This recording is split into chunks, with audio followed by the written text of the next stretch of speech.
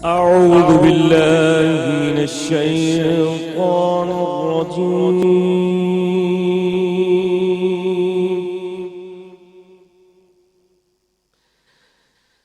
بسم الله الرحمن الرحيم.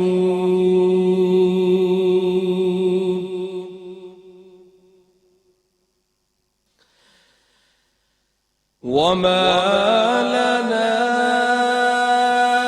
ألا نتوكل على الله وقد هدانا سبلنا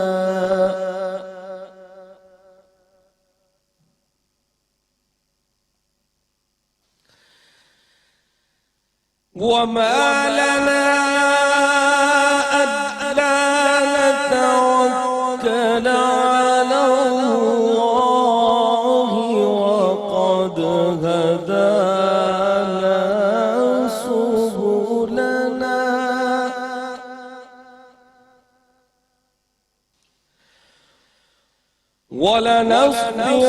ولنصبرن على ما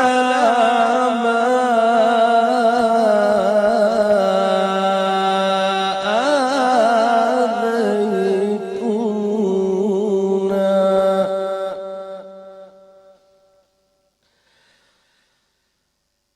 وعلى الله فليتوكل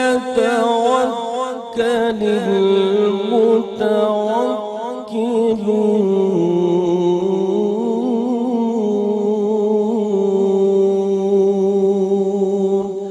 صدق الله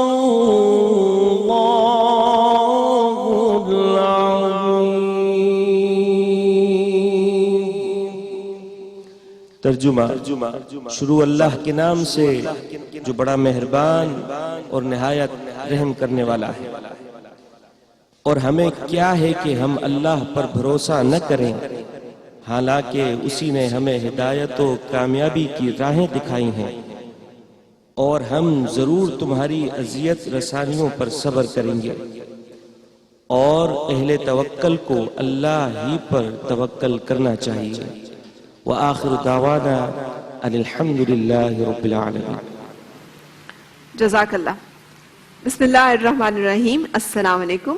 رمضان عشق ہے سحری نشریات میں آپ کو خوش آمدید کہوں گی، اس دعا کے ساتھ کہ تمام روزے دار جو ہیں وہ تمام صحت کے ساتھ اور پورے خوش و خضو کے ساتھ روزے رکھ رہے ہوں، اور اپنی دعاؤں میں خاص طور پہ ہمیں بھی یاد رکھیے گا.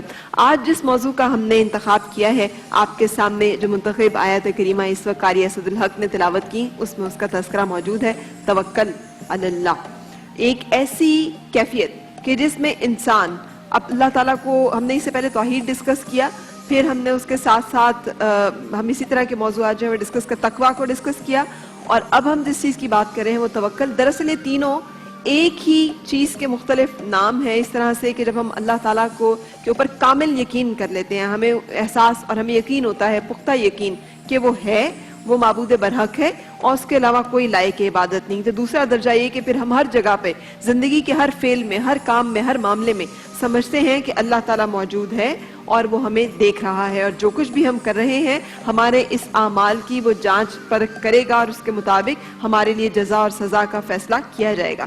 اور تیسری سٹیج پھر یہ ہے کہ زندگی میں جہاں سختیاں ہوں، تکالیف ہوں، مشکلات ہوں، جہاں پہ صبر آزما مراحل ہوں، وہاں پہ توکل علی اللہ کیا جائے کہ انسان کو یہ یقین ہو کہ وہ طاقتور ذات، وہ سارے جہانوں کا بادشاہ، وہ سب کچھ جاننے والا، وہ سینے میں چھپے ہوئے بھیدوں تک کا جاننے والا، انسان کی کیفیت کو جانتا ہے، اور وہ اس مشکل گھڑی میں، مشکل میں، پریشانی میں، یا انسان کی آرام میں، آسائش میں اس کے ساتھ ہے.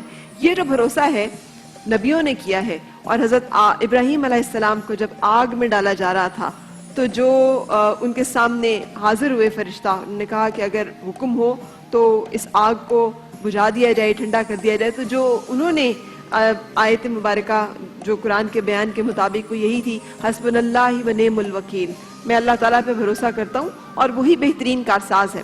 حضور پاک صلی اللہ علیہ وآلہ وسلم کو بھی یہ جتنی آپ کے سامنے کچھ آیت مبارکہ تلاوت فرمائی گئیں، اس میں سے کچھ میں مومنوں کو اور کچھ میں بطور خاص حضور صلی اللہ علیہ وآلہ وسلم کو تاکید کی گئی ہے.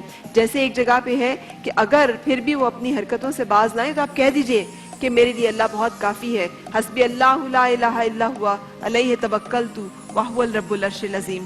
یہ وہ وظیفہ ہے جو تقریباً تمام انبیاء، تمام اولیاء اور تمام وہ لوگ جنہوں نے کہ روحانیت کی منازل طے کی ہیں ان کے زندگی میں شامل حال رہا ہے. حضرت یوسف علیہ السلام جب کنویں میں ڈال دیے گئے تو ان کے والد کے پاس صبر کا ایک راستہ تھا، توکل کا ایک راستہ تھا. انہوں نے توکل بھی کیا اللہ تعالیٰ پہ اور صبر کو بھی اختیار کیا. اسی طرح سے جب حضرت یوسف علیہ السلام خود زندگی کی صعوبتوں میں سے گزرے تو انہوں نے صبر کو اختیار کیا اور توکل کیا اللہ تعالیٰ کے اوپر. آج ہم اس موضوع کو ڈیٹیل میں ڈسکس کریں گے اور توکل کے ساتھ صبر اور شکر کی اہمیت، کیونکہ اللہ تعالیٰ نے کہا ہے ان اللہ مع الصابرین، وہ صبر کرنے والوں کے ساتھ ہے. اس کا یہ بھی وعدہ ہے کہ شکر کرو، میں شکر کرنے والوں کو زیادہ دوں گا. اور اس کے ساتھ ساتھ شکر کرنے والا جو ہے شخص مطلب ایک قول ہے، اور یہ حضرت امام غزالی رحمۃ اللہ علیہ کی کتاب کاشفۃ القلوب سے میں آپ کے سامنے پیش کر رہی ہوں کہ شکر کرنے والا جو شخص ہے، کھانے پینے والا، وہ روزے دار صبر کرنے والے کے برابر پہنچ جاتا ہے. روزے دار جو کہ بھوک کی، پیاس کی تکلیف، صعوبتیں اٹھاتا ہے اور اس کے بعد وہ صبر اختیار کرتا ہے، تو جو شکر کرنے والا ہے، جو کھانا اچھا کھا کے شکر ادا کرتا ہے، اس کا بھی درجہ اسی جگہ اور اسی مقام پر ہوتا ہے. اور یہ حدیث مبارکہ جو ہے یہ امام غزالی نے نقل فرمائی ہے اپنی کتاب میں. ہمیں اس سے پتہ چلتا ہے کہ یہ جو تین چیزیں ہیں جو آپس میں ایک دوسرے کے ساتھ مربوط ہے، جڑی ہوئی ہیں، جس میں توکل آ گیا، اللہ تعالیٰ کی طرف سے اگر کوئی پریشانی، کوئی تکلیف آتی ہے اس پہ صبر اختیار کرنا آ گیا، اور اس کی طرف سے جو نعمتیں ہیں، جو اس کے احسان ہیں ہم پہ، اس کا شکر کے ذریعے سے اظہار کرنا اور شکر اس پہ بجا لانا. ان تینوں کی ہماری زندگی اور ہماری ایمانی زندگی میں خاص طور پہ بہت زیادہ اہمیت ہے.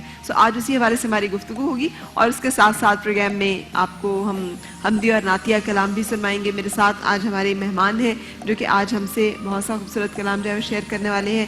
سعد Waseem Naqshbandi, thank you so much, آپ ہمارے ساتھ ہیں. اور میرے ساتھ ہیں حسن ایاز جعفری منقبت خواں ہیں، اور آج بھی آپ سے بھی ہم بہت سا کلام سننے کی فرمائش کریں گے. میرے ساتھ ڈاکٹر جمیل راٹھور صاحب موجود ہیں. السلام علیکم ڈاکٹر صاحب، کیسے ہیں آپ؟ وعلیکم السلام ورحمۃ اللہ. بہت شکریہ تشریف آوری کا. مولانا ناظر الاسلام صاحب ہیں، بہت شکریہ آپ کے بھی ساتھ ہونے کا. اور ان کے ساتھ ساتھ میرے ساتھ جو ہیں ہمارے پاس شیف موجود ہیں، سمیہ جمیل صاحبہ، ہماری ہربلسٹ ہیں ڈاکٹر بلقیس صاحبہ. اور ڈاکٹر بلقیس صاحبہ ہمیں کس چیز کے بارے میں بتا رہی ہیں؟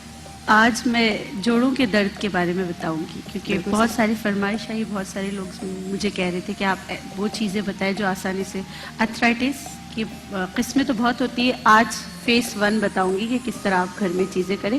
کل بھی انشاءاللہ اسی پہ بات کریں گے. بالکل صحیح. اور ہماری آج شیف کیا بتائیں گی؟ آج ہم لوگ بنائیں گے بلیک پیپر کڑھائی، جو کہ سحری میں بہت زیادہ اچھا ہے، کم مسالے ہیں.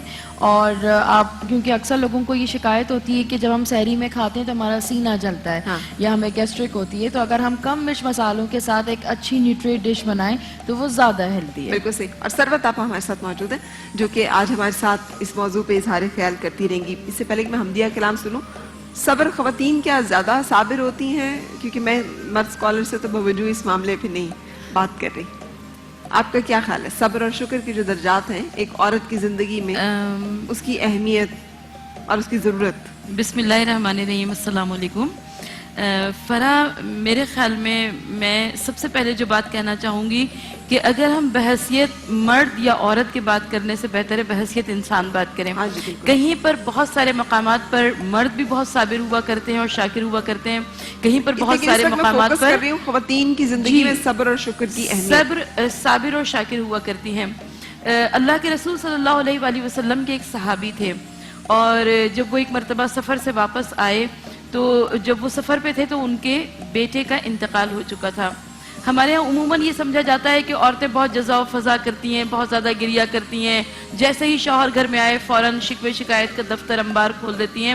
لیکن ہمارے پاس تاریخ میں ایسی مثالیں بھی موجود ہیں کہ جب شوہر ان کے گھر میں آئے تو انہوں نے نہیں بتایا کہ بیٹے کا انتقال ہو گیا، بلکہ وہ انہوں نے ان کے سامنے دسترخوان لگایا، ان کو پیار اور محبت کے ساتھ ان کو اس دسترخوان پر بٹھایا اور جتنی خدمت کر سکتی تھی، اور اس کے بعد جب یہاں تک کہ وہ آرام کر کے تازہ دم ہو گئے تب ان کو اطمینان سے بتایا کہ فرزند کا انتقال ہو گیا ہے. یہ ایک اتنی بڑی صبر کی مثال ہے ہمارے پاس کہ جس کے لیے آقا دو جہاں صلی اللہ علیہ وآلہ وسلم نے ان کے لیے تعریف کی، ایسے ہی ایک مثال مردوں کے لیے بھی موجود ہے کہ حضرت امام جعفر صادق علیہ السلام، میں اس بات کو مکمل ہو جانے دیجئے، حضرت امام جعفر صادق علیہ السلام کے ایک فرزند کا انتقال ہو گیا اور سامنے دسترخوان چنا جا چکا تھا اور آپ کے کچھ دوست احباب موجود تھے. آپ کو خبر ملی کہ آپ کے بیٹے اسماعیل کا انتقال ہو گیا، مگر آپ نے اپنے احباب کو خبر نہیں ہونے دی. آپ نے تمام افراد جو کہ کھانے پر موجود تھے ان کو اطمینان سے کھانا کھلایا، اور جب سب شکم سیر ہو گئے تو اس کے بعد امام نے ارشاد فرمایا کہ میرے بیٹے کا انتقال ہو گیا. تو یہ ہمارے پاس ایسی مثالیں موجود ہیں کہ جس میں اگر عورت بھی مقام صبر پر ہو تو وہ بھی لائق تقلید اور مثال ہے، اور اگر مرد بھی مقام صبر پر ہو تو وہ لائق تقلید و مثال ہے. بالکل صحیح. لیکن ڈیٹیل میں اپنے اس موضوع پہ بات کرنے سے پہلے میں جناب آپ سے حسن ایاز جعفری صاحب آپ سے درخواست کروں گی ایک حمدیہ کلام کی.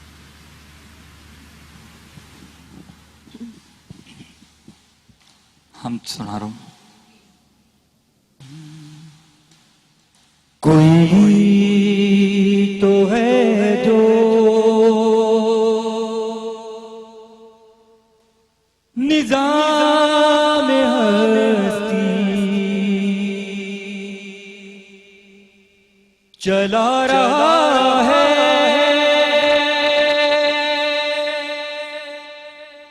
وہی خدا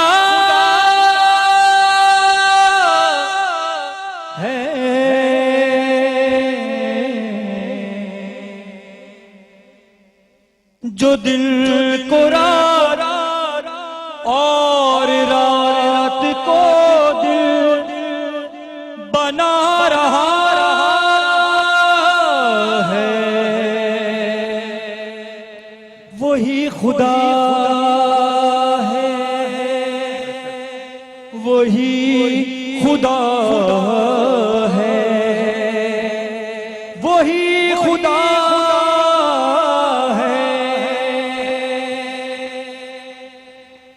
نظر بھی رکھے سماتے بھی وہ جان لیتا ہے، نیتیں